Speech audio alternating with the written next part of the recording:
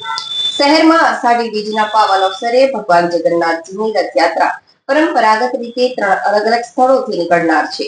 આ તહેવાર શાંતિપૂર્ણ, કોમી સૌહાર્દ અને સુરક્ષિત વાતાવરણમાં સંપન્ન થાય તે માટે ભરૂચ પોલીસ તંત્ર સંપૂર્ણપણે એક્શન મોડમાં આવી ગયું છે। રથયાત્રાને ધ્યાનમાં રાખીને પોલીસ દ્વારા જાહેર સ્થળોએ કડક ચેકિંગ હાથ ધરવામાં આવ્યું હતું।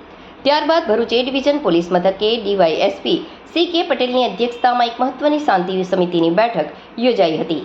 આ બેઠકમાં હિન્દુ અને મુસ્લિમ સમાજના અગ્રણીઓ અને આગેવાનો મોટી સંખ્યામાં ઉપસ્થિત રહ્યા હતા। બેઠક દરમિયાન શહેરમાં કોમી સૌહાર્દ જળવાઈ રહે અને પરંપરાગત પર્વની ઉજવણી ઉત્સાહભેર થાય તે અંગે સવિસ્તાર ચર્ચા કરવામાં આવી હતી। સુરક્ષા વ્યવસ્થાના ભાગરૂપે પોલીસ દ્વારા રથયાત્રાના નિર્ધારિત રૂટ પર ભવ્ય ફ્લેગ માર્ચનું આયોજન કરવામાં આવ્યું હતું। આ માર્ચમાં ઉચ્ચ પોલીસ અધિકારીઓ સહિત મોટી સંખ્યામાં પોલીસ કર્મચારીઓ જોડાયા હતા અને સુરક્ષાની આકરી સમીક્ષા કરી હતી। આ પોલીસ વિભાગે ખાસ અપીલ કરી હતી કે કોઈ પણ નાગરિકે સોશિયલ મીડિયા કે અન્ય અફવાઓથી દોરવાવું નહીં। શહેરમાં કાયદો અને વ્યવસ્થા જાળવવામાં પોલીસને સહકાર આપવો। જો કોઈ શંકાસ્પદ વ્યક્તિ કે પ્રવૃત્તિ નજર પડે તો તાત્કાલિક પોલીસ તંત્રનો સંપર્ક કરવા તાકીદ કરાઈ હતી। આગામી 16 તારીખના રોજ ભરૂચ શહેરમાંના જુદા જુદા વિસ્તારમાં 3 જેટલી રથયાત્રા નીકળનાર છે।